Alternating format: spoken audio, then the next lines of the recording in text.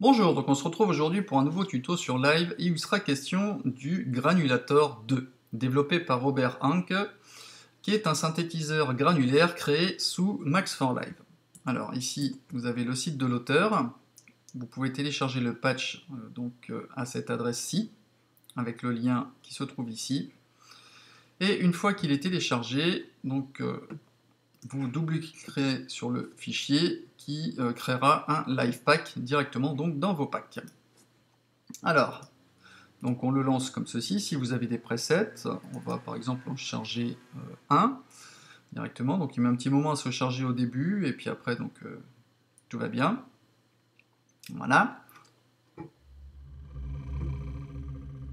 Alors, comme vous pouvez l'apercevoir, le synthétiseur, ce granulator utilise la synthèse granulaire. Donc, je vous invite à consulter un tuto que j'ai réalisé sur Alchemy, la partie numéro 12, intitulée Synthèse granulaire, dans la playlist VST Audio Unit, où j'explique le processus. En gros, en résumé en deux lignes, granulator, il va capturer un échantillon d'origine, une position, un volume, qui seront découpés en morceaux, en fait, en petits grains, afin d'être modulés de nombreuses façons avec tous les éléments qu'on peut découvrir ici. Alors, dans les fonctionnalités, au niveau de l'affichage ici, donc cette partie-là, vous voyez que les samples ils peuvent être glissés directement de live ou depuis le bureau ou votre Finder directement dedans. Granulator va faire une analyse et on va pouvoir déjà, il va déterminer si l'échantillon est stéréo ou mono. Alors comme indication, les couleurs violettes indiquent que le son est mono et les couleurs bleues et rouges indiquent le champ stéréophonique gauche et droite. A savoir ici, notre échantillon il est stéréo, mais on va dire le champ stéréophonique est bien développé de façon à ce qu'on puisse découvrir et voir des zones bleues et des zones rouges. Il est possible que vous chargiez un échantillon stéréo mais sur lequel le champ stéréophonique n'est pas très étendu et vous n'aurez que du violet. Ça ne veut pas dire qu'il soit mono, hein, bien qu'il soit tout en violet, mais de toute façon vous avez un indicateur ici qui vous dit si vous êtes en stéréo ou en mono. Alors, vous avez donc une possibilité de fonction de zoom. Alors ici vous avez un switch, hein, je vous l'expliquerai après. De zoom ici, zoom in, on va zoomer sur l'échantillon, zoom out, all revient à la largeur totale de l'échantillon. Ici, vous avez un indicateur sur la durée de l'échantillon, ici sur la position de l'échantillon, que vous pouvez faire glisser ici avec la souris, que vous d'ailleurs vous pouvez bouger également avec File, mais ça on y reviendra après.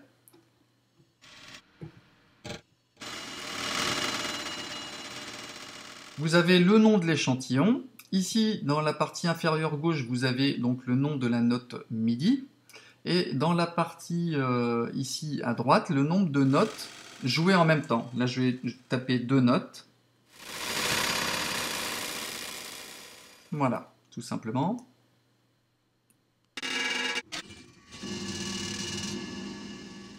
Je baisse un peu le son.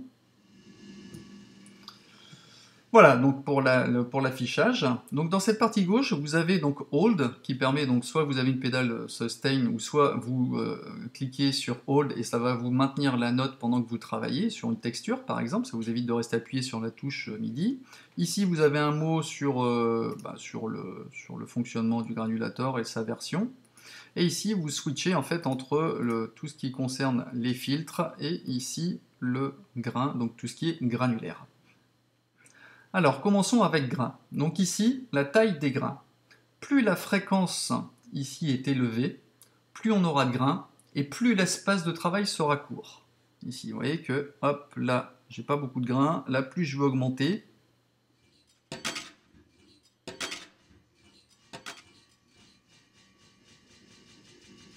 Vous voyez que plus j'augmente, plus j'ai de grains, et plus cette partie-ci se réduit. Ce qui est intéressant, c'est qu'on va pouvoir moduler donc ces grains, on va pouvoir les moduler en fonction soit des notes reçues ou par rapport à une cadence de LFO, donc ici par rapport aux notes, par rapport à un champ stéréophonique, par rapport à un LFO à compter qui soit activé, puisque là si je le mets, il ne se passe rien, mais il faut que je l'active.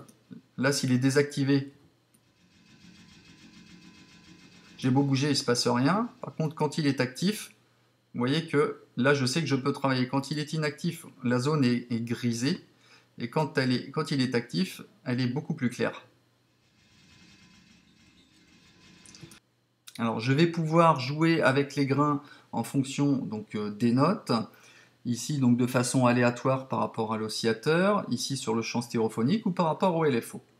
Ici le file position, alors il va déterminer la position du grain, ici comme ça, soit vous le faites avec la souris, soit vous le faites avec ce potard là, ça indique la position. Pareil, donc le key lui va modifier le déplacement par rapport à la note, donc un petit peu avant ou un petit peu après. Le LFO, ben on va appliquer du LFO à compter qu'il soit activé. Hein, il va appliquer un mouvement par rapport à la position du paramétrage quand il est activé. Donc en gros, ça peut donner des effets de texture plus ou moins différents en fonction de la forme d'onde qu'on aura bien évidemment sélectionnée dans le LFO. Ça, j'y reviendrai après. Alors ici, on a la partie scan. Scan, c'est une fonction qui permet de parcourir le fichier en cours de lecture. Alors on a le time à 100% et curve à 0, ça veut dire qu'on a une lecture normale du sample. Si le time et le curve sont modifiés, on va déterminer en fait la vitesse de ce mouvement. Si elle est haute, soit elle est basse, donc on aura soit un effet de time stretch quand on va vers le haut, ou de compression inversement. Pareil, on va pouvoir jouer sur le key, sur la vélocité, avec une distance, ça je vais vous l'expliquer. Donc le key, quand elle est à 0, bah, toutes les notes reçues auront le même timing. Si on est à 100%, les notes seront doublées.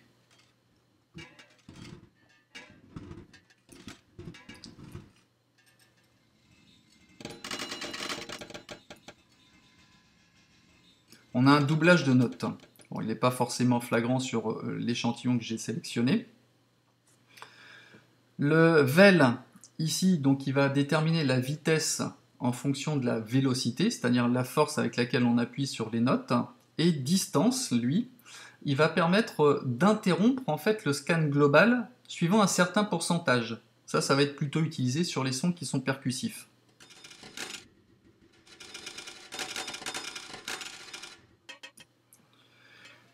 À côté, vous avez donc diverses enveloppes. Vous pouvez choisir une enveloppe. Je vais changer ma position.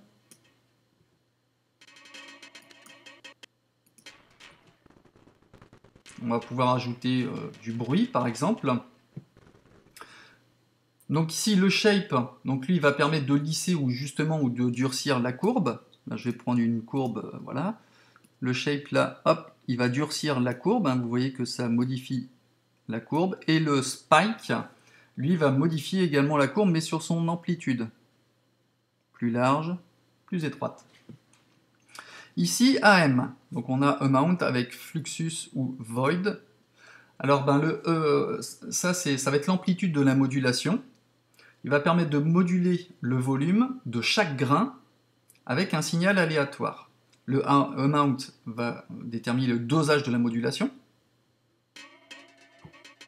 Et le fluxus, en fait, qu'il appelle, ou void, il va permettre de générer des coupures de grains et des changements de niveau de façon aléatoire. Résidual étant, en fait, lui, il va déterminer le dosage du signal qui va passer quand les grains sont coupés. C'est-à-dire, une fois que quand les grains sont coupés, ça détermine le dosage, en fait, du passage du signal. Ça, on le verra ensuite.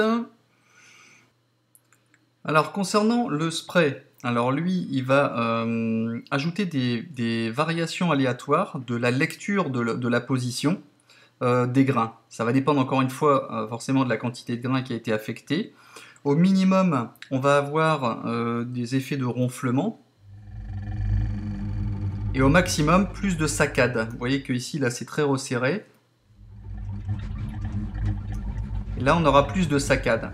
Donc tout ça, bien évidemment, va être déterminé par rapport au SYM. Donc ça, c'est la façon de le centrer, soit vers la droite, ou soit vers la gauche, ou vers le centre.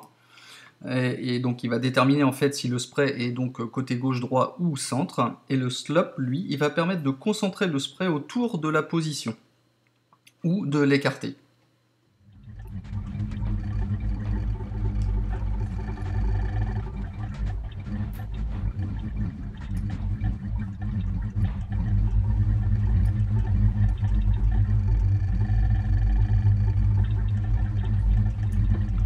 Voilà. Alors, donc le LFO, lui, ici, vous verrez qu'il y a donc le Low Frequency Oscillator. Donc, je ne rentre pas dans l'explication de ce qu'est le LFO. Ici, vous allez déterminer en secondes le temps que le LFO mettra à faire son cycle, hein, une fois qu'il fasse sa boucle. Ici, on le détermine par rapport à une forme d'onde, hein, que vous pouvez sélectionner dans le menu déroulant. Ici, le slow, lui, quand il est activé, il est relié à l'amplitude de la modulation.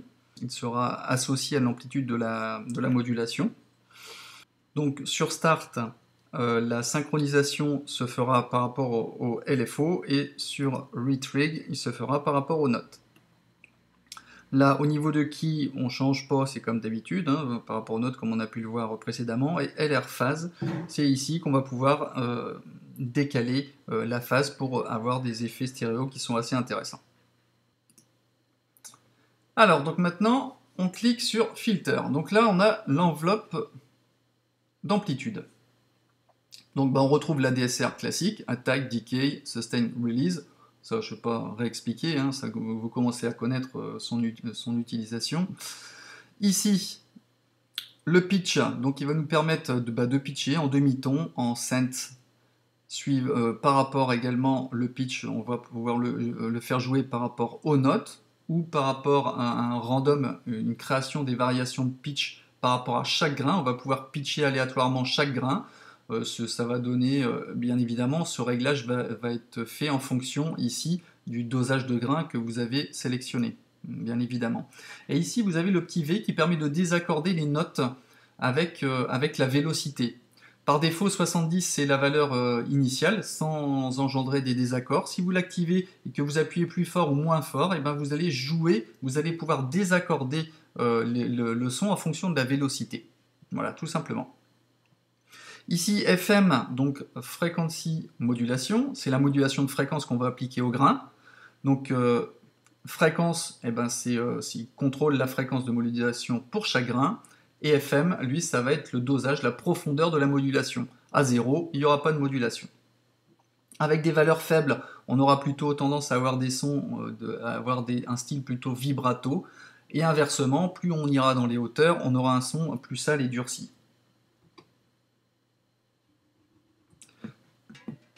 Alors je vais prendre peut-être un autre échantillon. Voilà, on va prendre celui-ci.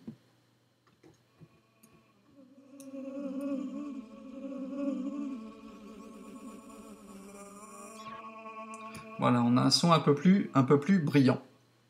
Et là, donc, pareil, que pour les autres contrôles, on va pouvoir agir sur les notes, sur l'enveloppe et sur la vélocité.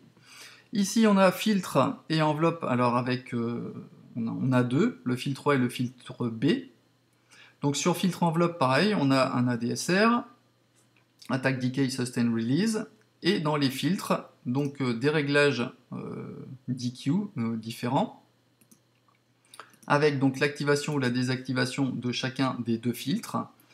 Donc pareil, ici, là encore, donc enveloppe ADSR, comme je viens de vous le dire. Le frequency,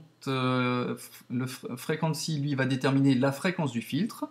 Le Q, lui, il va apporter la résonance au filtre. Et le gain, il va apporter du gain, tout simplement. Et tout ça par rapport aux notes, à la vélocité ou à l'enveloppe. Et ce, pour les deux filtres.